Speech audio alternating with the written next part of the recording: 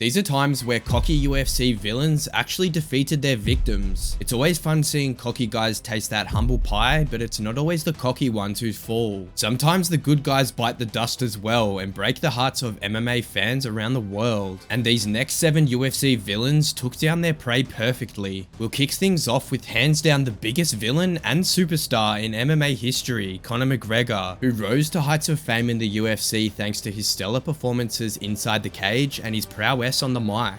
This guy TKOs people. When I knock people out, they don't move. Who the is that guy?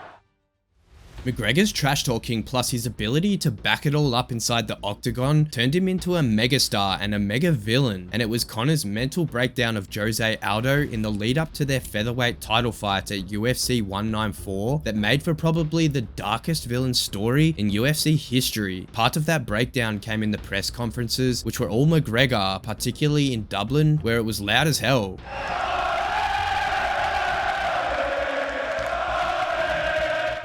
McGregor blasted Aldo time and again. It's a technical question actually. How you plan to neutralize the Brazilian Jiu-Jitsu? By KOing him stiff. There is a reason why the belt is on that side of the table. There's only one reason that belt is on that side of the table, is because he hasn't faced me yet.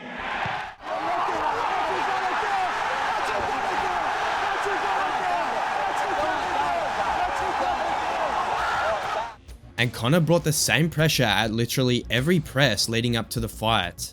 People are always saying about the talk, and I talk, and I talk, and I talk, but guess what? I back it up! I back it up! McGregor didn't stop at the press conferences. He made jabs at Aldo every opportunity he could during the build-up to the fight. But you said you smell fear in him. Yes, it is a beautiful aroma that arouses me. Terrible I'm your what he's father, saying. I'm your daddy, yeah? When Call me Jose Senior. Tell him I'm his daddy. Tell him I'm his daddy. Otario, Otario! Otario, Otario! You know what that means? It was madness, but what happened in the octagon was far more iconic. Just 13 seconds into the fight, the Notorious One knocked the long-reigning featherweight champion out cold with a perfectly timed counter left hook. Dana White was so happy about it that he let McGregor play the president post-fight. Tonight was a phenomenal night. $10.1 million gate. The highest pay-per-view of the year. We've done it again. It's been a great year for myself, my team, my family, the promotion. Next up is a guy whose rise in the UFC featherweight division has reminded many of Conor McGregor. From his girlfriend, to his words, to his team. You know, this reminds me of Conor about to fight Jose Aldo. Since joining the UFC in 2020, Topuria has steamrolled up-and-coming stars as well as crafty veterans en route to a featherweight title shot against Alex Volkanovski at UFC 298, where he quickly drew first blood by claiming he'd knocked the champ out and that the featherweight legend was old and needed to retire. Instead of getting offended, Volk fully embraced the old guy persona, even coming to the press conference dressed as a grandpa. Just having a bit of fun with it, you know what I mean? So you got to do it, you know? The press conference was heated, with Topuria going off at both the crowd and Volk. Most of your opponents in the past have, said that they could beat you, but they offered you a lot of respect. Ilia hasn't really offered you that respect. Now that you can compare me with his past opponents. Well, what do you make of it? What do you make of that energy that he's bringing? That lack of... What do you make of that? Shut up. Shut up. You see how he came dressed? You already know what's going to happen. You just came ready for the retirement. Look how you look as an old man. Get a good spanking, that's what's going to happen, hey? Shut up, you two, okay? The Georgian made bold predictions, with many thinking that he was just a cocky guy begging to be humbled. You see that belt? Yeah, that's I've the seen last it for day a while you enjoy now, and that I'll belt. keep seeing it. That's the last days you are enjoying that belt. He even took a page out of McGregor's book and stole the belt. Taking a photo with the belt, and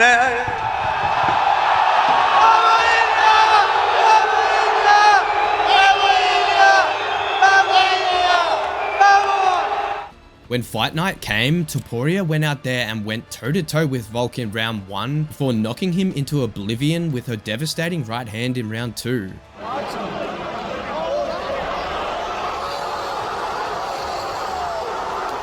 Volk still took the loss on the chin. He caught me, that's that. You know, I felt good in there. I felt like I seen everything early, you know what I mean? But he ended up catching me. You know, I was pretty comfortable in the first round, and then we started being like, oh, we'll start to do more. I was just about to do more, and he caught me. So it's just the game. Ilia, on the other hand, fully embraced the villain persona by putting the entire featherweight division on blast. When you look at the division, who makes sense to you in your mind? Who stands out? No, nobody. The division really sucks. We need a new challengers, you know. We need a couple of more fights in the division. So we'll see what's going to happen in the future, and hopefully we're going to have some clear challenger. But right now, there is nobody.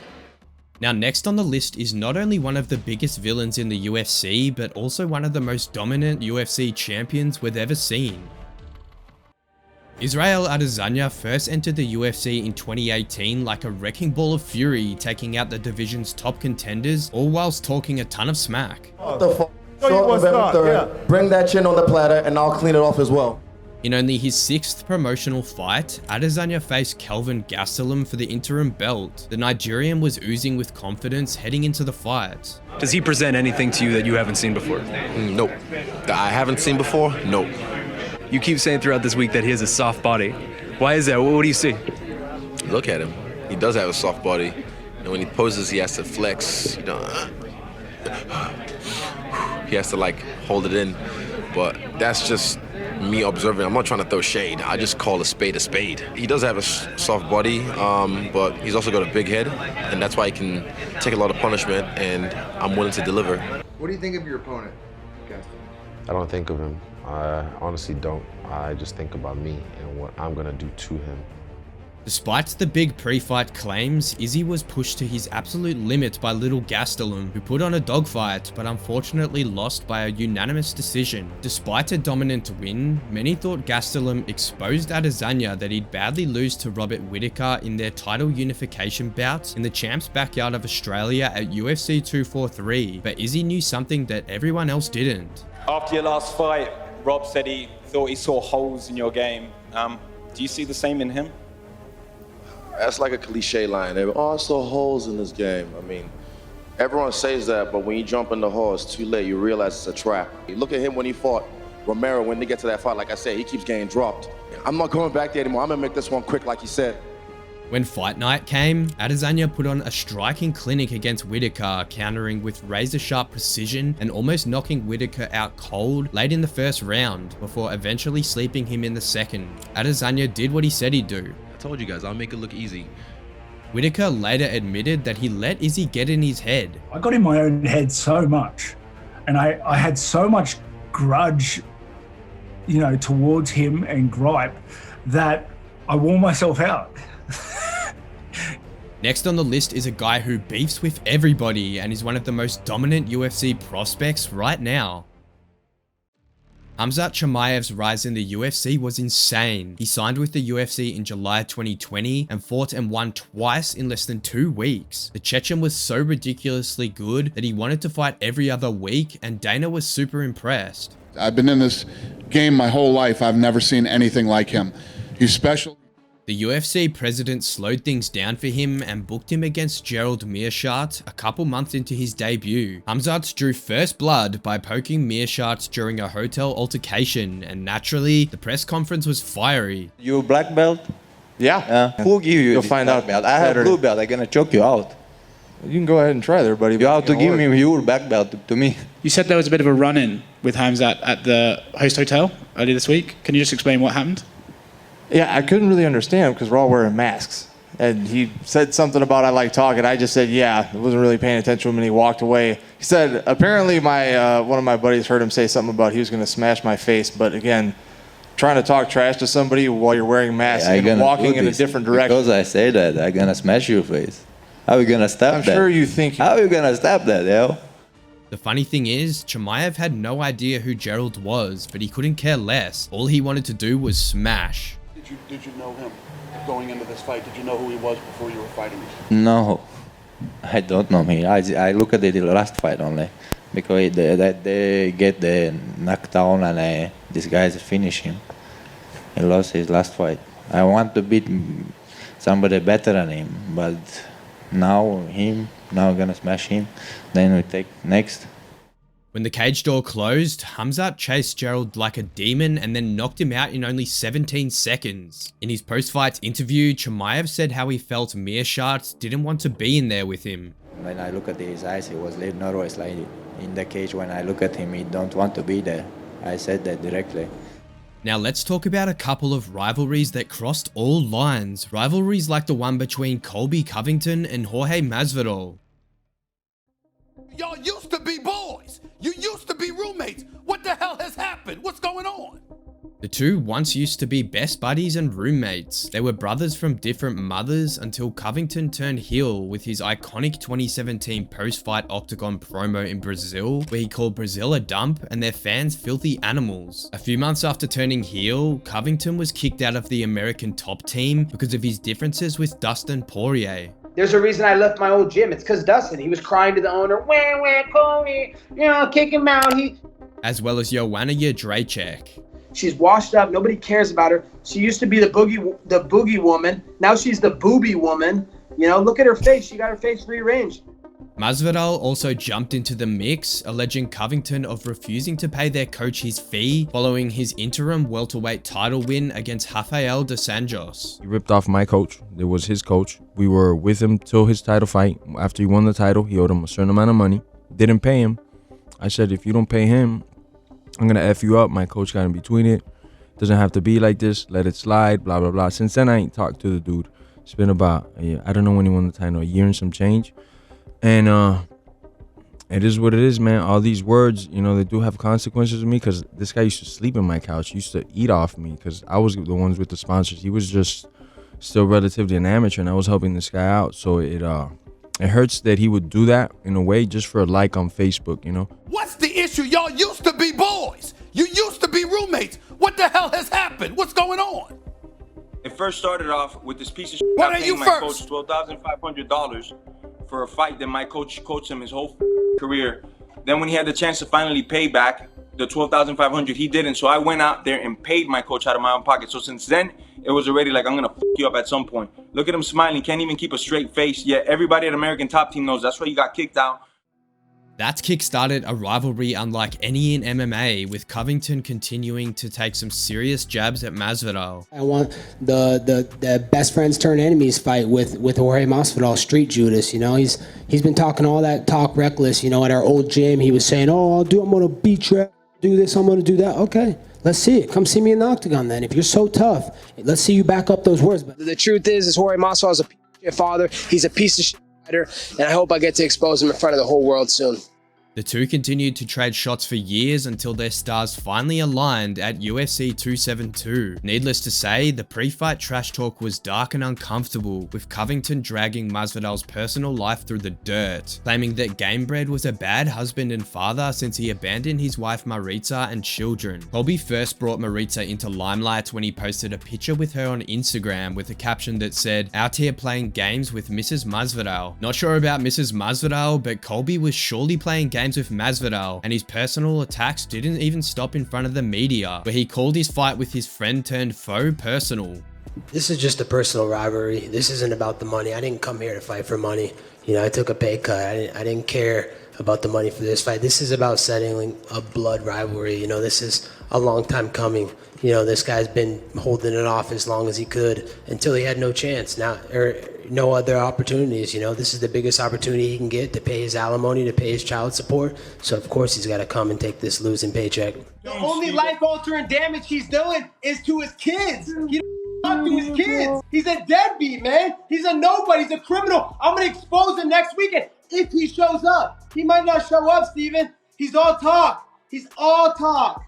Masvidal was infuriated, but he decided to do his talking inside the cage, where Covington shut him down with his wrestling and control. Covington dominated and won with ease by a unanimous decision, but Masvidal refused to admit defeat. Post-fight, Masvidal warned Covington that he was going to punch a hole in him whenever he sees him. It just sucks because this idiot talked about my kids, you know. He's still somebody, if I see him out in the streets, I'm going to give him everything I got to break his jaw, you know. It doesn't matter if I lost wrestling scrambles tonight. I still think he's a pussy, you know. Colby was up for it as well. If he wants to keep doing this, we'd go for 5 more rounds in the parking lot. You know, bring out another guy, man. American trash team, man. They need to keep sending guys to me, but just don't expect to get them back in one piece. You know, I'm ready to take 2 of those fighters in one night. The King of Miami showed out tonight. Masvidal did exactly what he said he'd do when he assaulted Covington outside a steak restaurant in Miami. The veteran fighter had to deal with legal consequences, but after pleading guilty in 2023, he now roams as a free man, although he said he'd still smash Covington. Just beat the case. I want to thank God, and I also want to thank this man right here because I'm a freaking man. Colby. Now, if you think Covington versus Masvidal crossed all lines, wait till you see the rivalry between the ultimate villain of the UFC, Jon Jones, and good guy Daniel Cormier. The rivalry between the two dates back to 2010, when Jones made a tongue-in-cheek comment about how he'd smash Cormier in a wrestling match. He just said a couple things like, you know, you look like you can wrestle, go get cauliflower on the other side, maybe you can get a takedown against me. And my whole thing was it just came off so off-putting because he didn't know who I was. Cormier, an Olympic wrestler, took issue with Jones' joke, and things quickly turned sour between the two, and their first face-off for their light heavyweight title fight at UFC 182 almost turned into a full-blown brawl.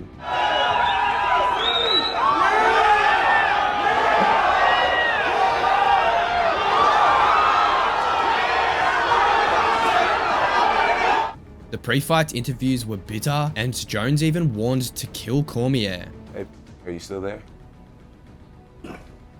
I'm here. Yeah. I'm here. You are just the fakest person. I actually admire that you can actually be this fake, and like when the TV comes on, how you can just change. It's like you're a chameleon. Hey, listen, it's I'm awesome. I'm a professional. It is unbelievable. It's unbelievable. The fact that you're hasn't changed. You're the scum of the earth. You are a terrible human being, but you can sure turn it on, huh? I wish they would let me next door so I could spit in your face. You know I would absolutely if you ever did something like that, You right? could never keep. Oh, I bet you I could. Then you should try, John. Jones continued to get under Cormier's skin, and the two almost had another brawl during the face-off, but Dana luckily intervened this time. The fight was pretty close, and both men gave it all inside the octagon. However, Jones did more and won by a unanimous decision. Their story took another twist when Jones was stripped of his title for a hit-and-run incident, and Cormier won the belt by beating Anthony Rumble Johnson. The two eventually rematched at UFC 214, and there was no love lost between them. Is this guy really gonna go to the fight? Is this guy gonna mess this up again by doing steroids or snorting cocaine or sandblasting prostitutes? What's this guy gonna do? What's this guy gonna do to mess this up this time?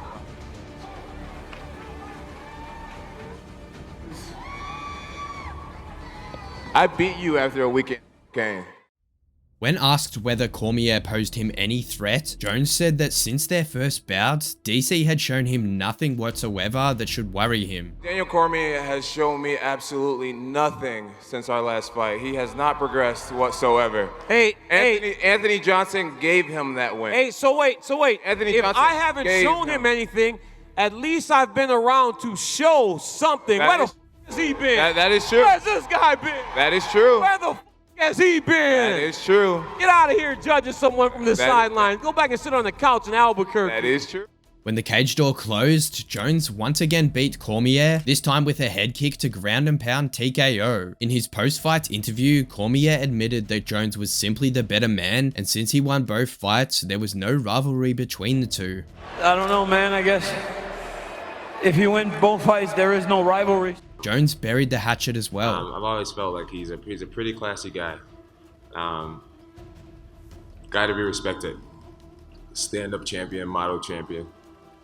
But unfortunately, you know, I came into this game at a young age with big ideas. And Despite how good of a person he is, there's no mercy in combat. Next up comes Paddy Pimblett, who is the latest in the long list of UFC villains that fans love to hate. And that's because he likes to proclaim that he's the new cash cow of the UFC. I'm the new kid on the block, lad. I'm the new cash cow. I'm here to take over, and watch how many people come out the woodwork this week, lad, and call me out. Watch. It's gonna be comedy gold. Paddy's UFC career started in September 2021 when he took on Luigi Vendramini, who took a ton of verbal jabs pre-fight. How do you break him down? I just don't see wherever the fight goes where he can trouble me, to be honest. I'm a better wrestler, I'm a better jiu-jitsu practitioner, and I'm a better striker. If he wants to strike with me, I think I'll TKO or knock him out. If he wants to grapple with me, I think I'll submit him. I can't see him getting out the first round. He's never fought no one like me. Inside the cage, Paddy almost paid a hefty price for running his mouth when Vendramini rocked him and almost finished him, but the Brits came back and knocked the Brazilian out cold. Fights later, Paddy fought Jordan Levitt, and he was quick to explain what he was going to do to Jordan after he defeated him. Is there a chance you twerk over him if he gets I want to teabag him, lad. I want to teabag him like it's Modern Warfare 2. Paddy once again silenced his critics with a submission victory against Levitt in the second round, followed by some teabagging just as he had promised. In his most recent fight, Paddy took on everybody's favourite lightweight, Tony Ferguson, and even though the American did most of the smack talking, the baddie was game as well. Your own country doesn't even like you, dude. Lad, just because everyone likes you here, lad, it's going to be funny when you're on the floor asleep on Saturday night. I don't even care about you, dude. I know you don't. I don't care about you. You're just another obstacle in the way, lad. You care about me blocking you on Instagram. That's what you care about. You care about the most stupidest No, I I'm don't. more worried about everybody else. Lad, you must care because you blocked me. I'm not that much of a little to block someone on Instagram. Oh, Jesus. Your head's gone, lad. You need to grow up. You're about 14 in the head, you little nit. On fight night, Pimblett steamrolled Ferguson with his wrestling and won by a comfortable decision to put himself in the lightweight title contention, although he was gutted because he didn't get the finish. Gutter didn't get the finish, but it's one of them. Ferguson didn't immediately comment on his loss, but Dana did by saying that the legendary fighter should retire. I would love to see Tony retire. These were times where cocky UFC villains actually defeated their victims. And if you want to see the flip side of this, check out times where cocky UFC fighters got destroyed and humbled by their opponents.